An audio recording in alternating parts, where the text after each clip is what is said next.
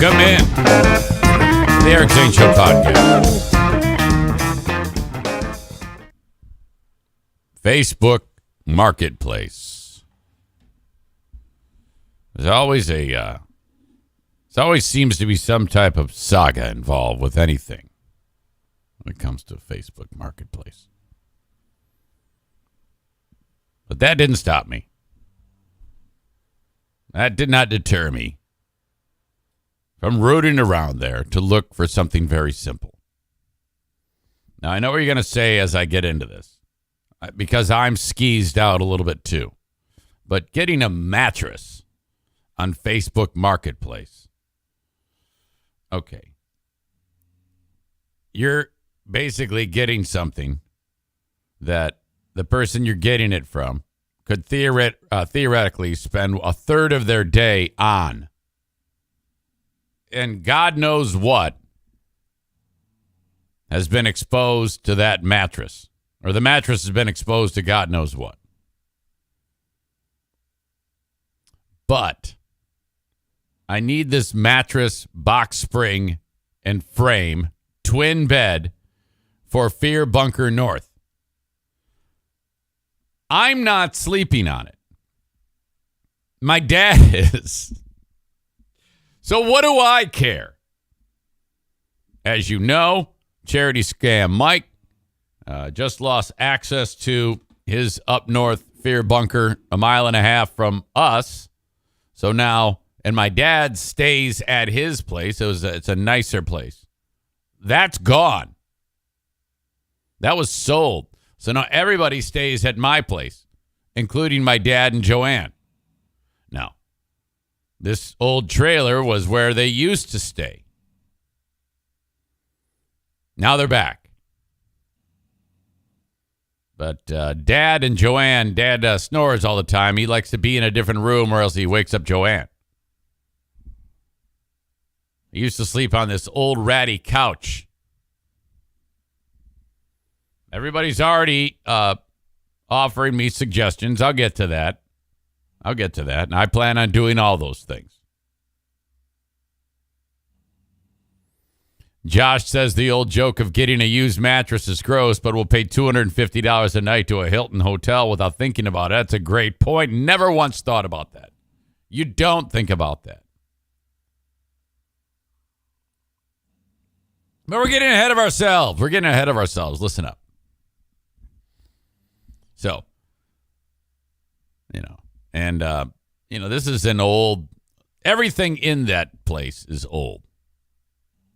When you go up there, you're not roughing it, but it's, not the, it's not a 5-star hotel either.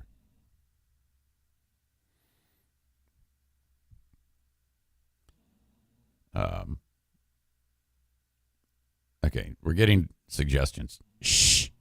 Just shh. Listen. Just listen. This isn't a conversation. This is me doing a show. So shh. I just got to get away from the comments. A joke is one thing. God. So anyway, I go ahead and I look on Marketplace, and there's a couple of options. I reach out. No, it's not available. The two that I asked, hey, is this still available? I get a no. So I start talking to person 3. Persons 1 and 2 are like, uh-oh, it fell through. Are you still interested? And I'm like, well, no, I just committed to like number 3. So I tell 1 and 2, no. The plan is I'm going to go up to Fear Bunker North Sunday to paint and drop off this bed.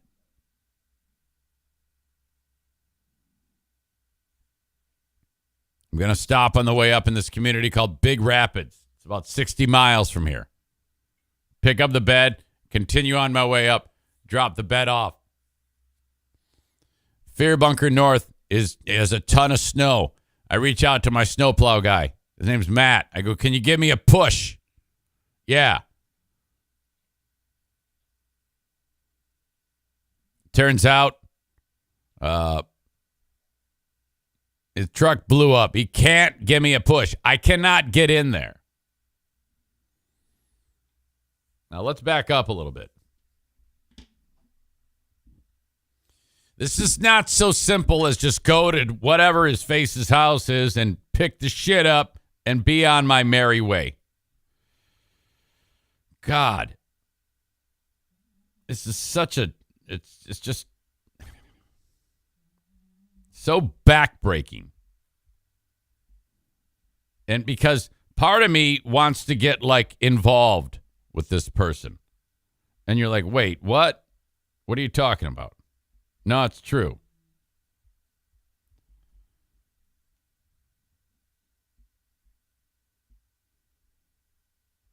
All right. I reach out to this dude, and I'm like, yeah, is this available? Yes, it is. Okay, cool. Now, I noticed that he had it was a mattress for like $75, dropped down to $40. Turns out it's the whole deal. The mattress, the box, and the frame. I said, all right, cool. I may be traveling through Big Rapids on Sunday. I'll let you know. He's like, okay, that's cool. However, it needs to be gone by Friday. But if you're serious and will take it, I can hold. I'm like, great. Yes, I'm serious. No tears or anything. Smoke and pet free. Well, I'll take care of that. There are a few stains from my daughter. Now, I don't know if those are was this a murder scene? I don't know. Maybe she spilled a juice cup or something. I don't know. But they can easily be cleaned off. I'm like, don't even worry about it. I'm going to end up putting like plastic around it or a mattress pad and a topper, probably some memory foam. It's going to be perfect. Then he adds this. I'm homeless right now. My ma is letting me sell some of her stuff to help me with hotel rooms. Now, right away, I want to just dive in with that and say, why the fuck are you homeless? I want to like help the guy. I want to like give him a pep talk. You know, what's going on there? Wait, so you're like just trying to go night by night on hotel rooms? I mean, how long is that going to get you? How far is that going to get you? You're going to need like some income going on here. I don't know. That's the reason I dropped the price. He says, I'm homeless right now. Ma's letting me sell some of her stuff to help me with hotel rooms. That's the reason I dropped the price. It's a nice bed. It was bought for my daughter when she comes to visit her grandma. So I'm like, oh, shit. So I just feel like an asshole, you know? That's my anxiety. And I'm like, well, I got to do something. I got to help this guy. But I'm like, I've gone down this road so many times before, and it's just blown up in my face. So I'm like, I'm just going to steer clear. I don't want to say anything. This will work out somehow. So I'm resisting baby Jesus is like, look, you helped that guy with the kidney. Now I've put this in front of you. I want you to help that. You listened to me then. I want you to listen to me now. And I'm like, no. Negative. I am not. I've done this before in other shit I haven't even told you about, this audience. No. I let someone else do it for a change.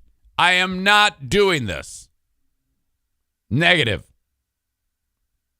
I'm going to buy the damn mattress, and I'm going to get the fuck out of there. He says all of it. The mattress, box spring, and frame. Complete bed. Even a set of sheets to go with it. I'm like, all right. Perfect. I'll take it.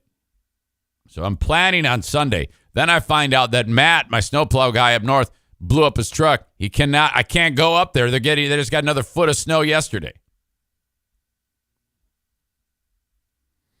I'm talking about, but at this point in the conversation, I'm talking to him about Sunday. Is there a good time Sunday to be there? He says, as soon as you can. Like I said, currently staying in a hotel at the Super 8. The bed's like 10 minutes from where I'm at. I'm just trying to stay out of the cold. I'm like, oh, no, fucking shit. Right, yes, sir. And I'm like, no, baby Jesus, no. No. I'm not doing this. We aren't doing this. Yes, sir, I will buy that bed. I imagine I can be there around 10 a.m. Sunday. I marked it as sold. It's yours. I said, all right, awesome. Thanks. Where am I going? So he gives me some more instruction. Do you have Cash App? You go pick up the bed from my mom and her boyfriend. Then he writes, I need the money for a room at the Super 8. I'm here now, and my checkout is Friday at noon. I'm trying to get enough for another night. Oh, shit.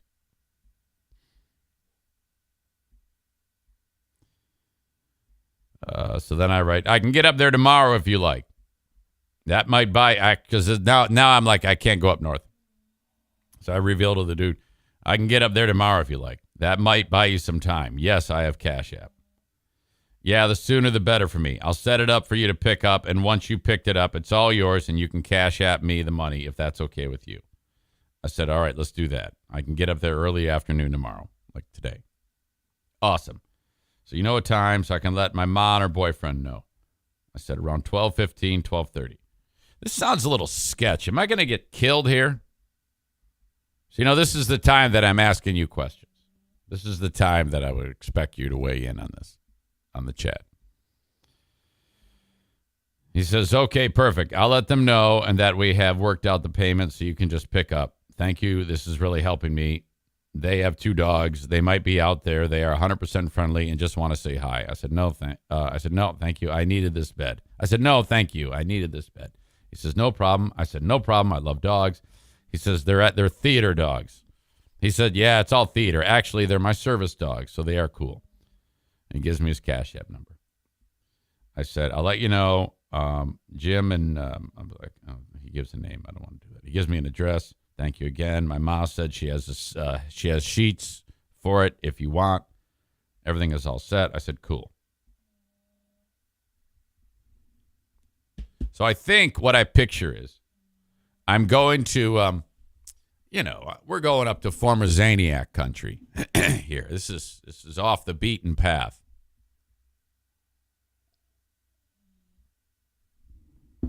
We'll go with the home protection shotgun in the front with extra shells in the pocket. We'll go with the 9mm hollow points holstered in the back and the .38 hollow points inner pocket jacket. We've got a quick draw, a drive up with the shotgun nearby, get out, easy access to the back holster. Should be no problem. Armed to the teeth with a backup magazine.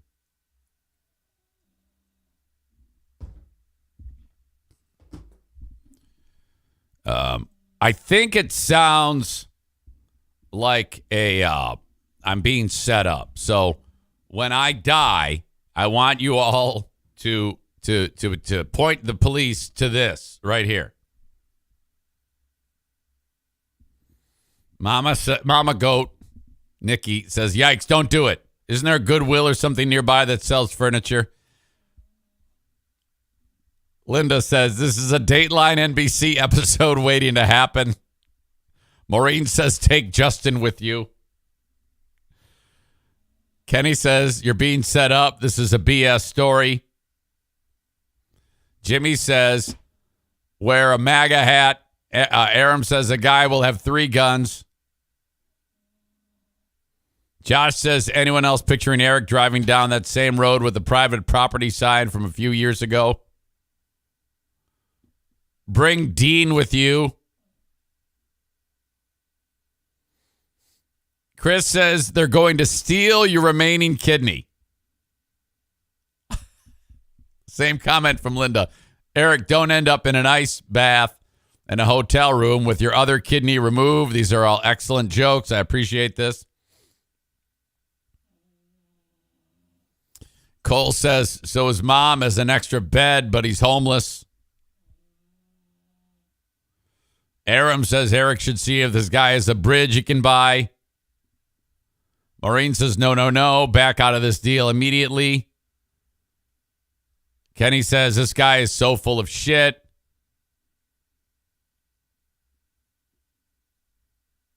Cole says, I don't need your life story. Here's $40. Give me the bed. Maureen says, definitely a scam. Radio voice, Linda, I smell a scammer. Probably zero truth in all of that. Oh, God. Amanda says, you sure his name wasn't Joe?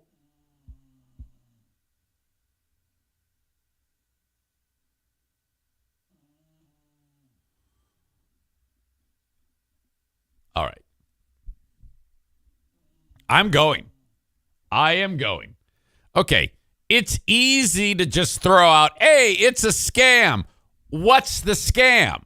What could possibly be the scam here? Unless if they're actually planning on robbing me at gunpoint.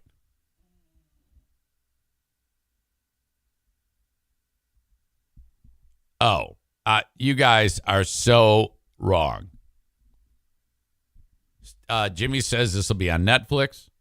Kenny says, dude, too much BS story. Maureen says, don't do it. Organ harvesting. Can you talk to his mom? You guys are overthinking this. 1,000,000%. Dan says, driver does not carry any cash. Chris says it's such a sad sack story. It almost has to be true. You have all become way too cynical. I am 1,000,000% defying all of you. And you know what I'm going to do? I am going to keep you all informed as I travel up there. Aram says broadcast live during the purchase. I may do that. And then you will all know that everything is fine. It's all going to be perfect. I'm getting suggestions that I'll be murdered or kidnapped.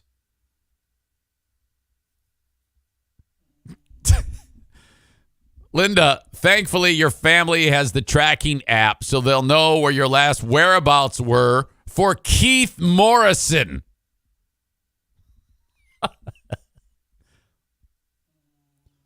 All right.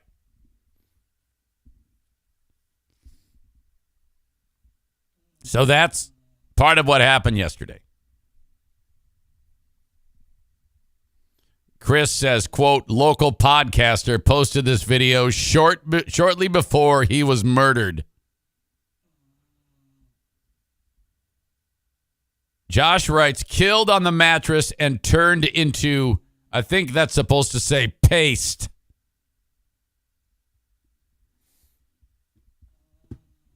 News 8's Susan Samples has the story.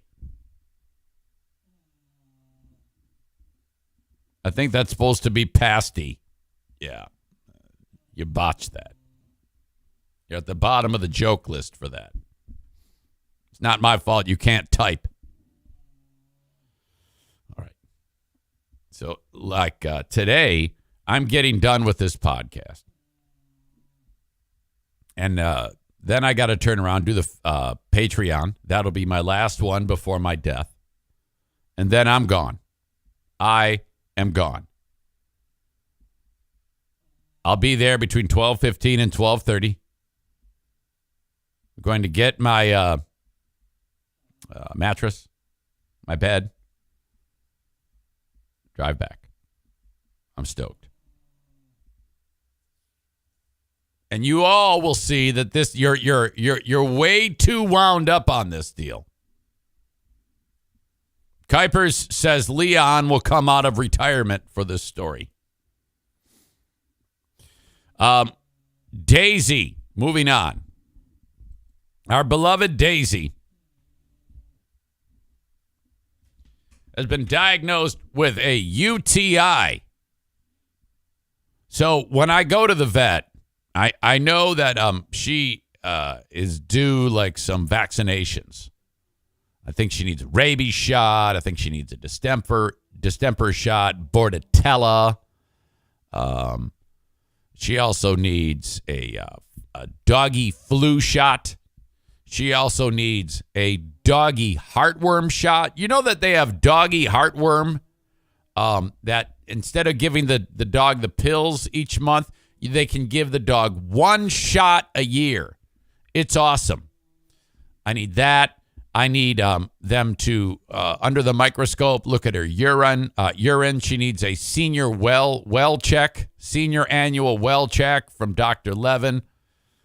So I'm walking in and I'm like, dollar signs. Good thing I'm saving so much money on the bed. So I'm like, oh boy. But the big reason is because she keeps peeing in the house. Something is amiss, and I suspected this was a urinary tract infection. Now, Tyler throws the magic dollar amount out because that's what I was thinking too.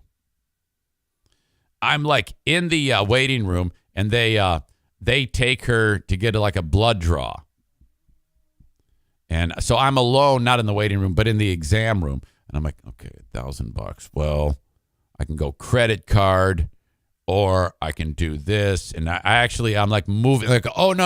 I just put hockey game money into my savings account. I'll just transfer that over. So I'm actually doing getting ready to do cash transfers from like one account to another to pay for this mega bill.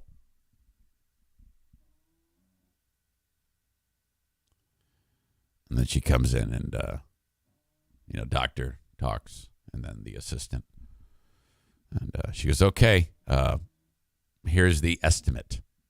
It's like estimate. They call it, it is an estimate. It's like, this is how much it's going to cost. And this is what you do. You go high on the expense in your brain, and then when they come back lower, you're like, hey, victory. We came in at 633. And I go, oh, that's a bargain. That's awesome. Jacqueline has pet insurance. I don't know how much of this would have been covered. Probably a good fair amount of it. It might be worth it. In fact, I'm pretty sure it is worth it. She has she pays $20 a month for pet insurance. And substantial savings on something like this. It's not like 100%. It's some. So what would have been 633 would probably have been, I don't know, 333. You pay $20 a month per animal. But even that, I mean, your old pal Eric Zane got to do the math here. When you have, okay, if I did $20 a month for times 6, 4 dogs, 2 cats,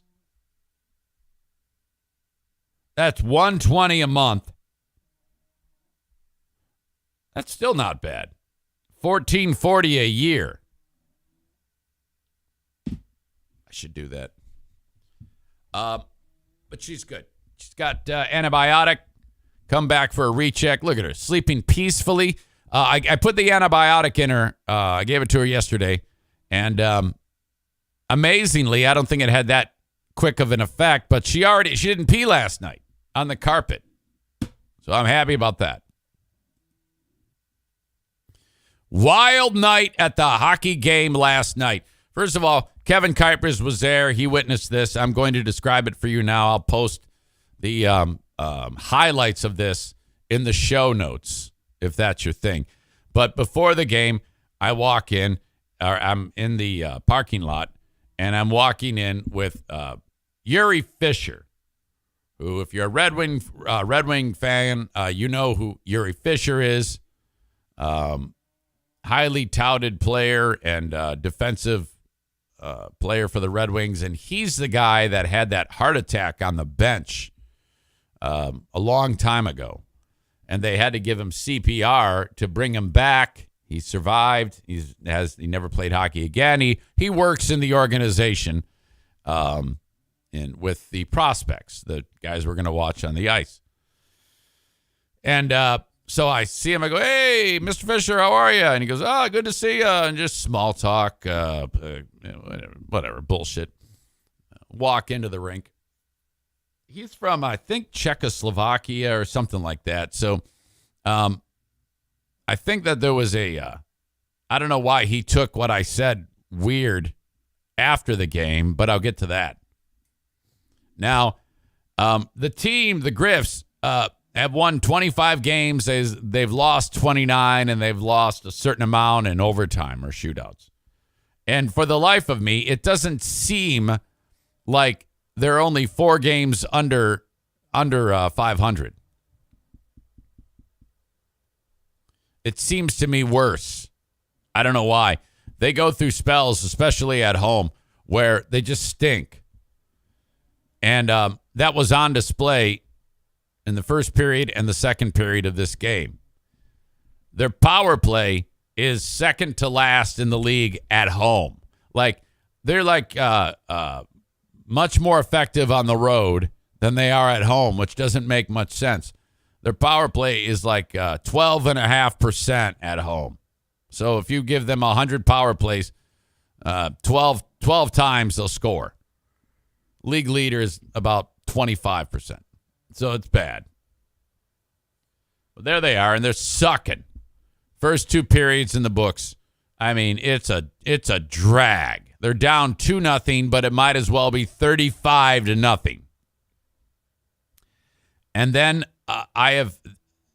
it's incredible. I've never seen this before. In fact, it set a record for goals in a period. First, they scored 4 goals in 9 minutes, starting at 1:30 into the third period. The Griffins did. First, they scored 2. Chicago scored 1 to make it 3-2. And then the Griffins scored 4 more fucking goals. They scored 6 goals in the period. Team record. Just completely flipped the script and won the fucking game.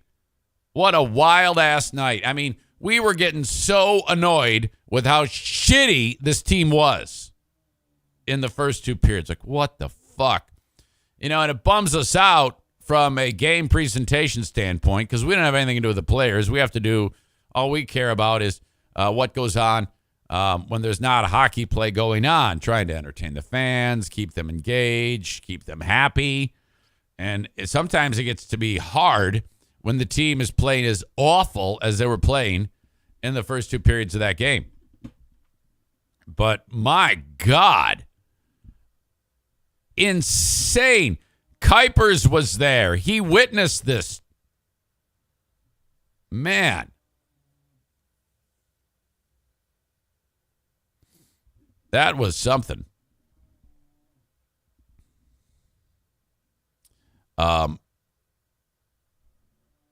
Also, in that, so I walk out of the venue, and Yuri Fisher is getting into his car, and he's actually driving up, and he rolls down his window.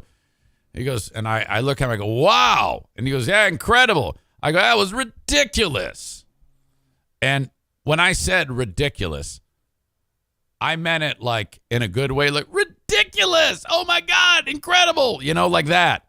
And I think he didn't get what I was. I think he thought that I was "Oh, this is ridiculous," because he goes, "Why?" And, I wasn't being negative, but he thinks I was being negative.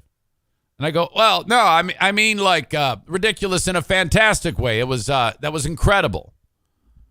Good win for the boys." And I go, "Yeah, see ya." He rolls up his window. He drives away, probably thinking, what a fucking asshole. You can't keep anybody happy. This motherfucker, we just scored 6 goals in 1 period, win the game, and he's telling me it's ridiculous. So I was like, So he probably hates me now. During the game, I have to, a lot of times, wander across the ice during the intermission, take a pee. That's a new thing this year. So in between the first and second intermission, or first and second period during the intermission, I go take a leak. The mascots are on the ice, Griff and Finn. And and all the promo crew, and they got the T-shirt cannon. And now the lady who sits next to me at the scorer's table, Josie, she is waiting patiently for me to fall on the ice. Because when I go to the bathroom, the Zambonis scrape the ice and put down water, which then resurfaces the ice. And it is wet when I'm walking across it. If you've ever walked across chewed up ice, it's easy. Walking across wet ice is treacherous. And I'm wearing dress shoes, which are flat. So it is, it's not fun. And I got to walk all the way across the ice. And she records me every time in case I wipe out. Now, I didn't wipe out here, but there's a couple things that happen. I almost wiped out. You'll see and hear that when I do that. And then the fucking mascots, Griff and Finn, they approach me to help me. And I'm like, get the fuck away from me. No, because the second they try to help me, I'm afraid I'm going to wipe out. Audio check, video check. This is how that looked. And I'll link it up if you're listening to the audio podcast.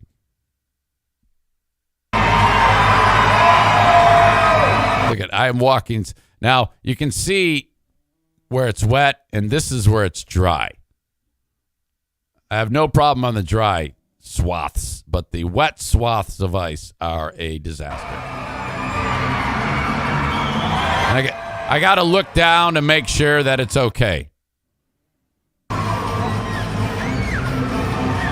Did you see that? I almost fell right there. Well, Danny had to do that in case he fell so you could see it. He wouldn't do it.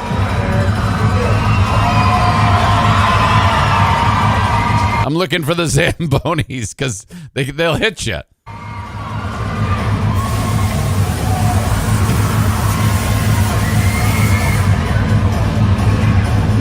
He's literally afraid. I'm like, no, don't help me. Don't help me. I'm saying, get the fuck away from me.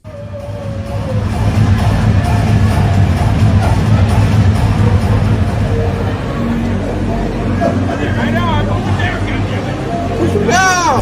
Don't touch me, goddammit.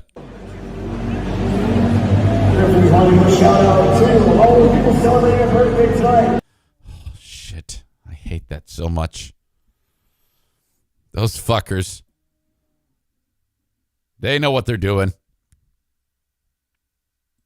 They wanted me to fall. That's why they did that. Don't touch me, goddammit. Ryan says, you look like Bob Barker trying to walk across the Price is Right stage at the end of his run.